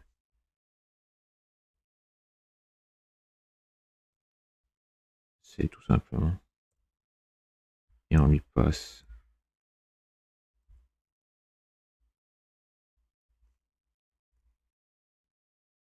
On lui passe ça, voilà. Ensuite, on peut lui renvoyer is first granule. Voilà. Ah, is first granule, ce sera tout simplement G égale 0. Voilà.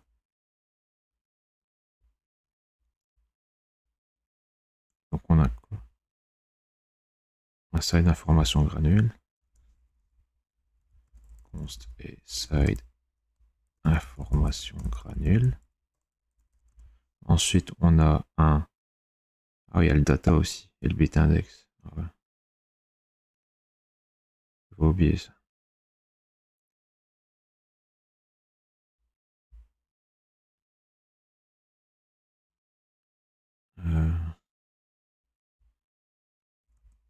Ball is first granule.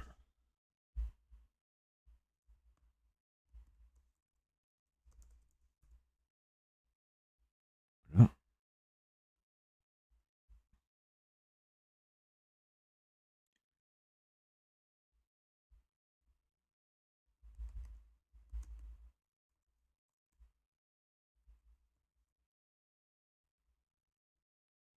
Voilà.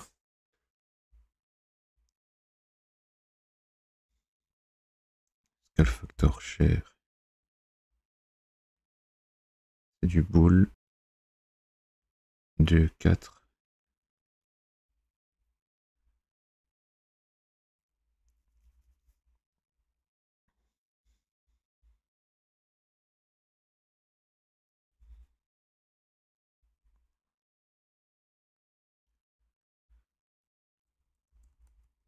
Scale factor share.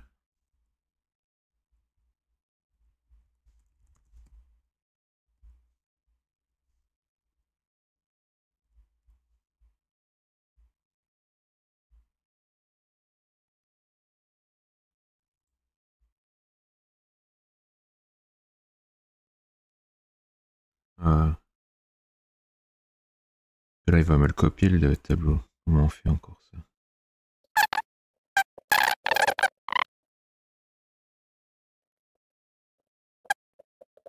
Je fais ça, ça passe ou ça passe pas? J'ai pas bien compris sa réponse.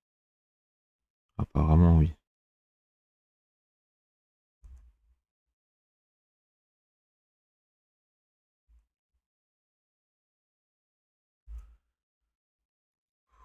Peut-être qu'on passera sur des STDR. C'est vrai que j'aime pas trop programmer. J'aime bien quand on programme en C++, utiliser vraiment le langage C++ et pas rester un peu avec des artefacts de C, quoi.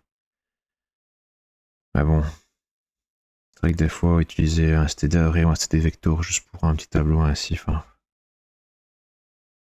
Ah bon, je vais voir. On va toujours laisser ainsi pour l'instant.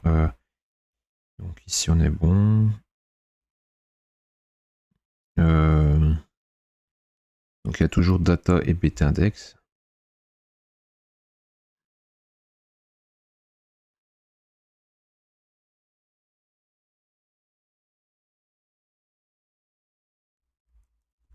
Data bit index.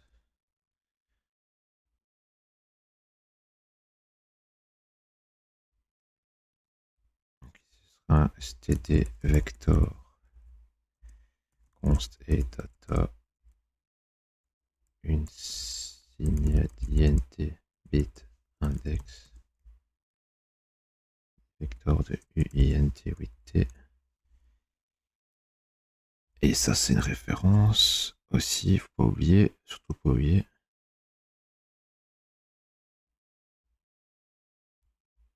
Le data on le modifie pas. Voilà. Je pense qu'on est plus ou moins bon ainsi. C'est vraiment pas une belle écriture ni rien. On va corriger après tout ça.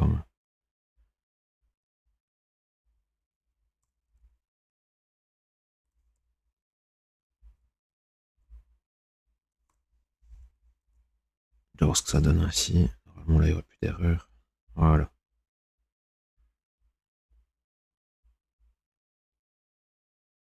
Voilà, ici on a un peu plus lisible.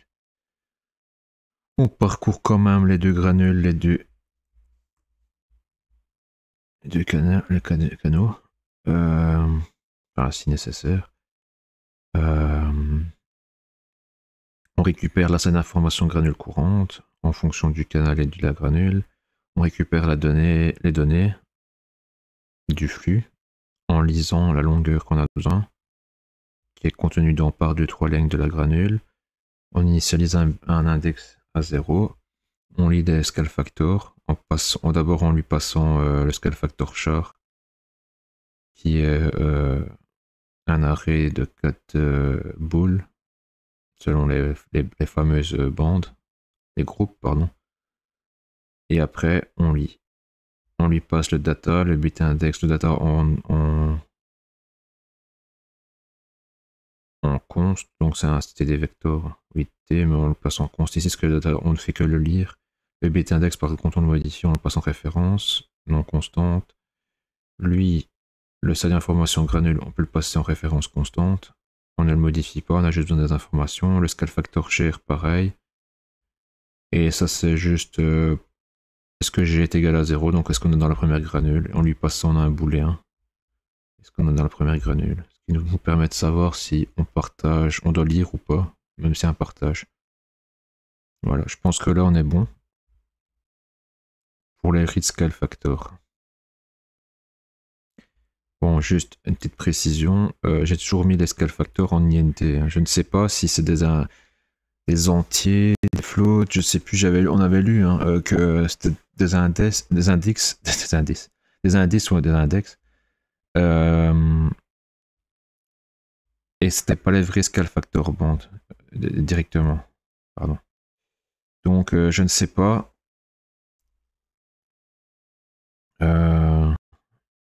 Où est-ce que je pourrais trouver ça?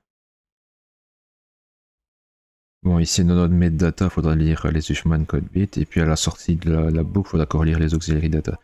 Et alors, faut pas oublier non plus, comme on avait dit, c'est pas ici, c'est que ici, quand on lit, on n'est pas forcément à la fin sur, ici, sur un nombre multiple de 8. Ça, faut faire très attention aussi. Parce qu'il faut pas sauter des informations. Donc, il faudra faire gaffe à ça. Donc ici après, franchement, forcément, on aura le read Huffman code.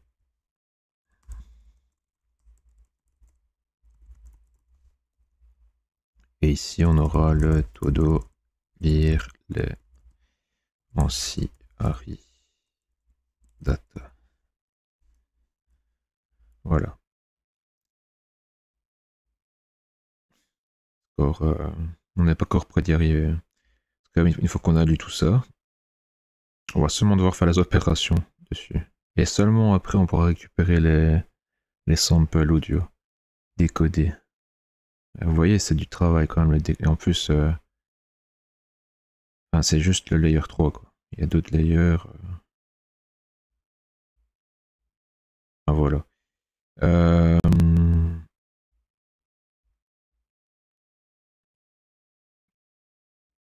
Juste, je ne sais pas si on va trouver l'information.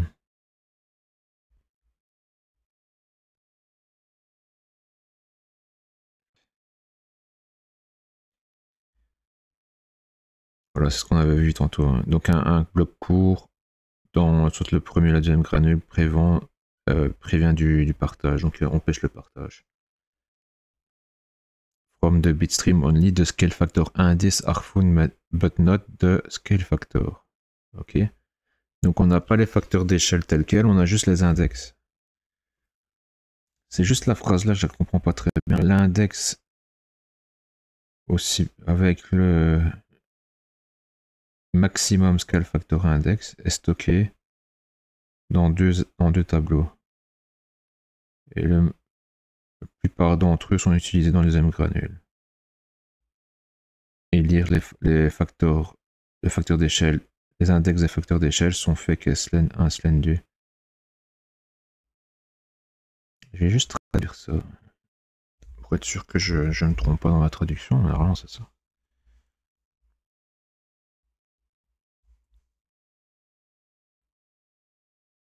Ouais, c'est ça.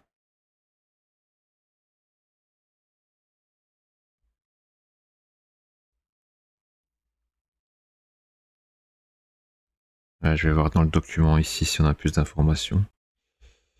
Ça, ce sera la fonction pour décoder le Huffman. Je sais même pas c'est quoi ça, line. Sign. Oh, quoi autre chose. En série data. Ce qui est bizarre, c'est que ici.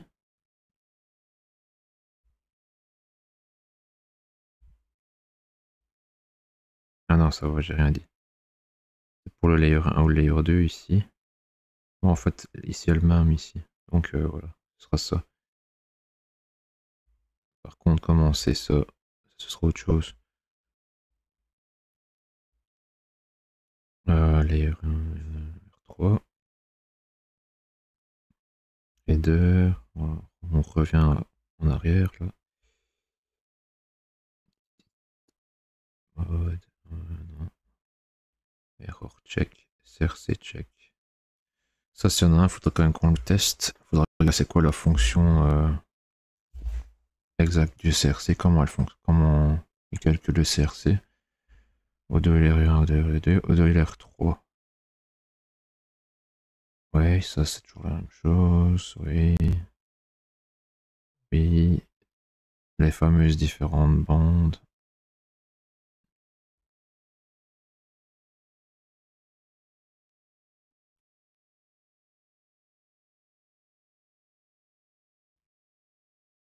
Big value, ça c'est pour les Huffman, ça on s'en occupe pas pour l'instant.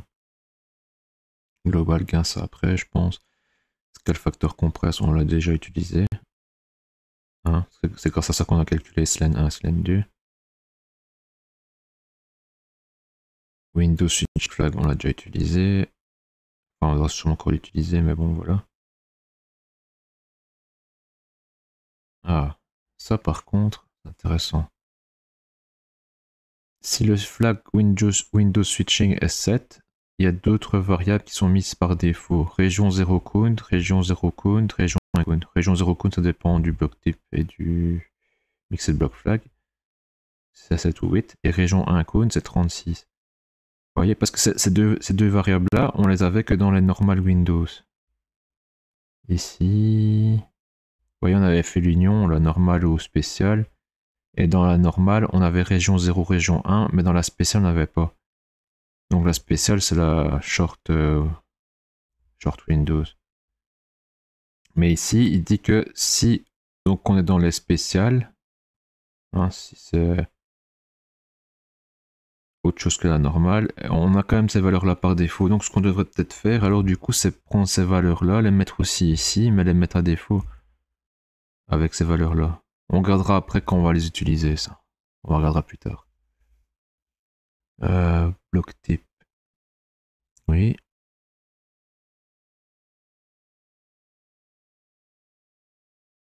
Oui, mais c'est le bloc flag qu'on a déjà utilisé. Table select, ça c'est pour les Huffman.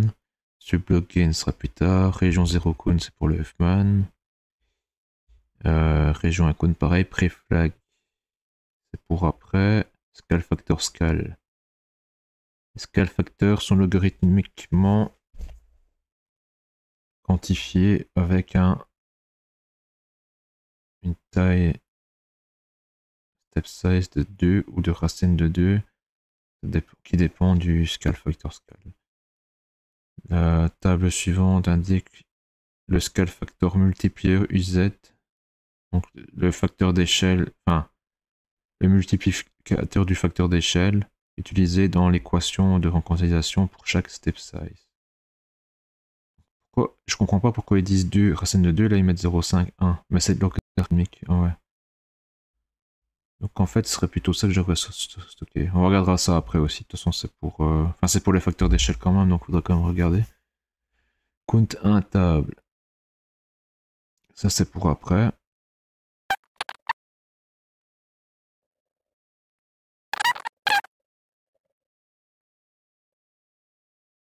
Les 6 bits d'un facteur d'échelle codé doivent être interprétés comme un uncindian integer, un index à la table B1. Layer 1, layer 2. Ah, on n'est pas dans le layer 3 ici. Où? Ah, pardon, je lis ici, c'est le layer 2. On va passer au layer 3, voilà.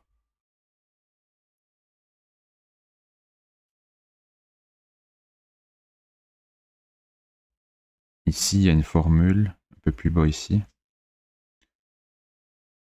Voilà.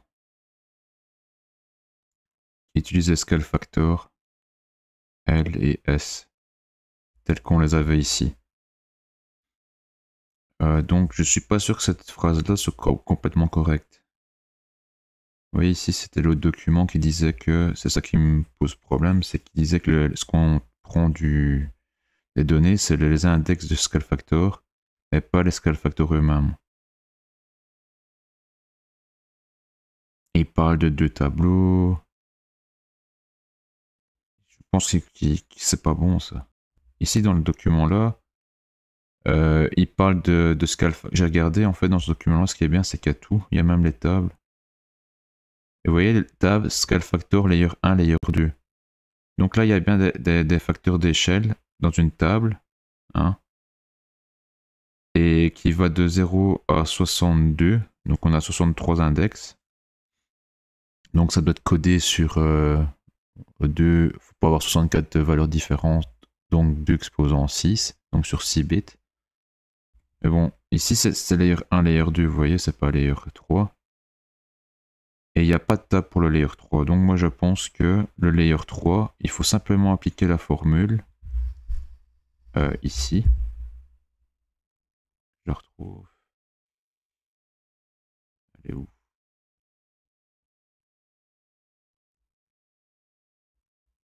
Je cherche.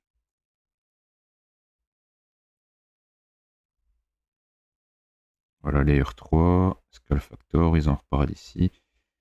Et les scale factors vont être utilisés donc pour requantifier en fait les valeurs qu'on va récupérer de Huffman. Donc il y a 2 formules ici. Il y a la formule pour les short Windows et les short Windows, ouais, c'est ça. Et pour les longs blocs, les Windows normal, je pense. On a une autre formule ici. Et donc la formule utilise, en gros la formule c'est quoi? C'est on prend le signe, donc I, en fait IS, c'est ce qu'on a décodé de Huffman, quoi. Ce qu'on va faire maintenant, on va récupérer donc des valeurs, et cette valeur-là, bah c'est représenté par IS dans la formule. Donc II c'est l'index. Donc on a plusieurs données, bah, pour chaque donnée on fait ça, quoi, cette formule-là. Et donc on récupère le signe. Pour qu'on récupère le signe, et là on prend la valeur absolue de la donnée. Pourquoi on fait ça? Parce qu'après on va lui appliquer un exposant. Et donc c'est pour garder le signe en gros. Parce que si par exemple on a, je sais pas moi, moins 2, on va dire moins 2. Si on fait, et que l'exposant c'est 2. Moins 2 exposant 2, ça fait 4. Parce que c'est moins 2 fois moins 2, les signes s'annulent. Si c'est un exposant pair. Et donc ici, à mon avis, ce qu'on veut, c'est juste garder le signe. Donc, ce qu'on fait, on prend la valeur absolue. Donc, moins 2, la valeur absolue, c'est 2. On prend la valeur sans le signe. On fait l'exposant 2. Exposant 2, ça fait 4. Et puis, on lui applique le signe. Donc, on met moins devant. En fait, quand on prend le signe, on fait moins 1, en gros. Si c'est moins. Ou 1 si c'est positif. Donc, à mon avis, tout ça, c'est fait juste pour garder le signe. Donc, on prend la valeur absolue. On lui fait un exposant 4 tiers. Puis on multiplie 2 exposant 1 quart fois, donc l'exposant fois, global gain de la granule moins 210 moins 8 fois subblock gain de Windows granule. Il dit ici que 210 c'est une constante.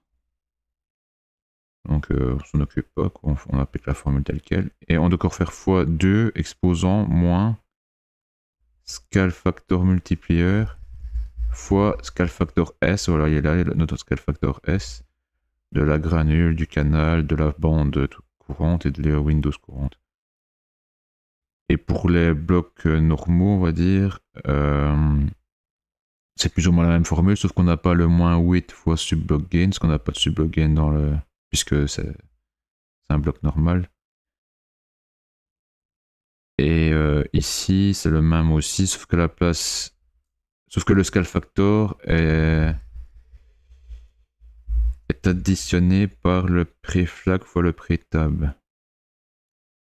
Et en fait, le preflag, c'est pour savoir si on utilisait le prétab. Le prétab, c'est une valeur qu'on ajoutait au scale factor. on ne l'ajoute que si le préflag est à 1. Donc ce qu'ils font ici en gros, c'est qu'à la place de faire une condition de dire voilà, est-ce que si on a le préflag à 1, oui, enfin à true, oui, alors on ajoute le prétab. Mais ils le font de façon mathématique. Le préflag, s'il vaut 0, bah 0 fois le prétab, ça fera toujours 0. Et additionner 0 quelque chose, ça reste toujours la même. Ça, c'est comme ça, on n'additionnait pas. Et si le préflag vaut 1, ben 1 fois la valeur prétab, ben ça vaut prétab, et on additionne prétab. Ouais, donc c'est une façon mathématique de faire la condition, quoi. Donc on pourrait réutiliser la formule telle quelle, et du coup on pourrait retransformer le préflag, on va le passer de bool en int, ainsi. Ce sera plus propre. Mais bon, ça c'est ce qui se passera après quand on va faire la requantification. La première étape de la requantification. Enfin, apparemment, il n'y a que cette étape-là, de toute façon. Donc on a dans le point 7, 7.1, et on passe au point 8, qui est la réorganisation. Et donc, nous, ce qu'on a fait, c'était le scale factor ici, et nous, il nous reste le human decoding d'abord, avant de passer au scale factor. Avant de passer à la quantification. Donc, pour moi, les scale factors qu'on a décodés, on n'a pas besoin d'aller. C'est pas des index qu'on doit aller chercher dans une table, c'est bon, c'est directement les scale factors qu'on peut appliquer ici dans la formule. Voilà. Peut-être qu'après, cette formule-là, on peut la transformer et récupérer des valeurs qu'on pourrait mettre dans un tableau pour éviter de calculer à chaque fois. Ça, c'est peut-être possible. Et du coup, ça pourrait représenter notre index dans le tableau. Mais on va utiliser la formule là, quoi. On va pas utiliser un tableau, enfin, de reconstituer un tableau nous-mêmes ou quoi. On a la formule, on va appliquer la formule là, tout simplement.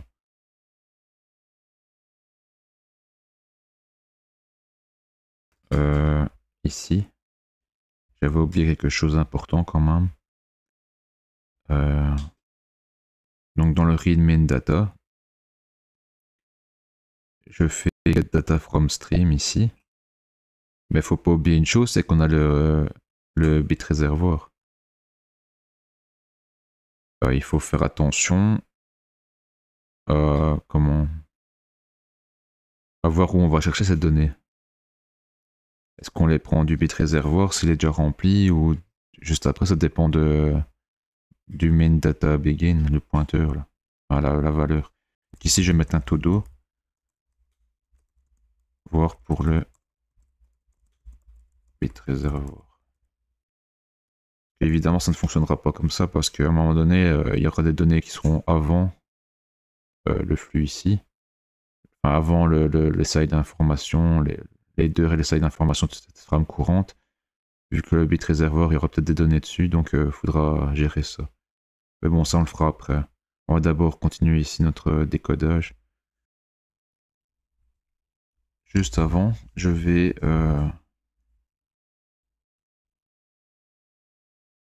Vous voyez ici, par exemple, enfin, on peut le laisser tel quel, c'est pas ça, mais j'avais créé un tableau avec chaque fois, vous voyez, de 0 à 5, de 6 à 10, de 11 à 15 et de 16 à 20. Ce qu'on peut faire, c'est où qu'on l'utilise celui-là. Je vais faire ça plus simple. Voilà. On peut laisser ainsi, ou on peut n'avoir que une donnée qui représente la partie, la jonction qu'on va dire entre les deux bandes. Et ici, on regarderait, on commencerait à l'index 1 et on regarderait l'index précédent. Je vais vous montrer comment je fais. Mais bon, après, je sais pas c'est quoi la meilleure méthode. Voilà, on peut faire ça.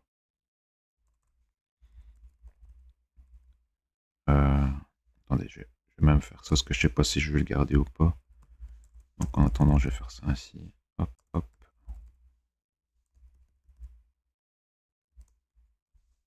Voilà.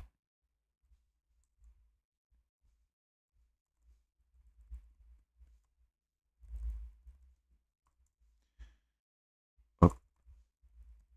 Donc ici, on commencera à 0. Puis 5.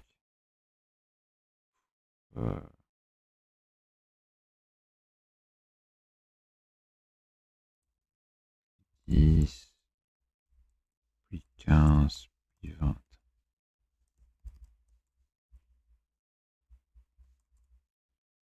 Voilà.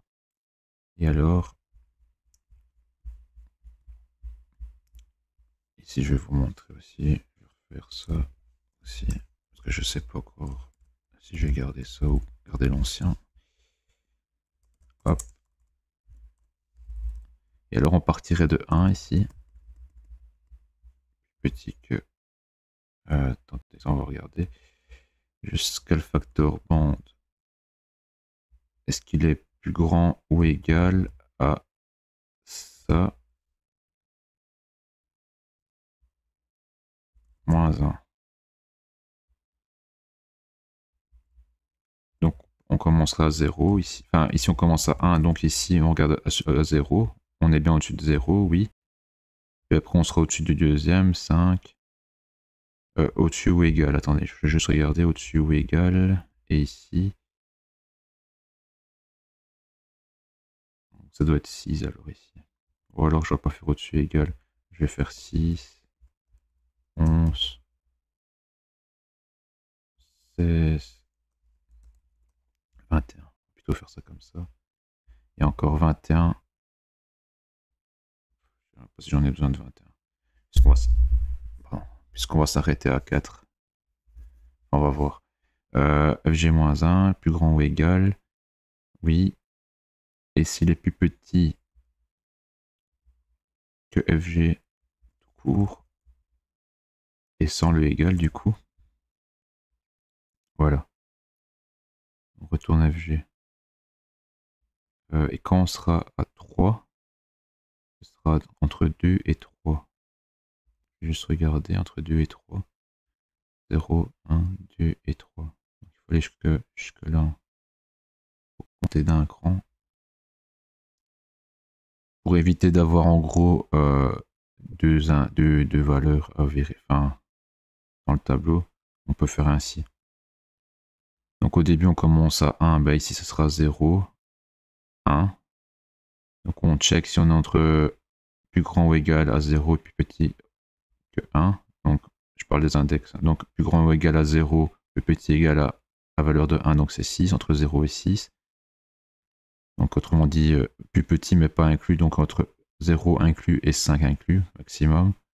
Puis après on passe au suivant, donc on passera à 6, plus grand ou égal à 6 ou plus petit que 11, donc 10, entre 6 et 10, et chaque fois ainsi. Et quand on sera au quatrième, 0, 1, 2, 3, 4, on regardera le troisième et le quatrième, donc entre 16 et 20. Voilà, donc c'est comme on a marqué ici, quoi. Donc on retrouve cette données là. Voilà.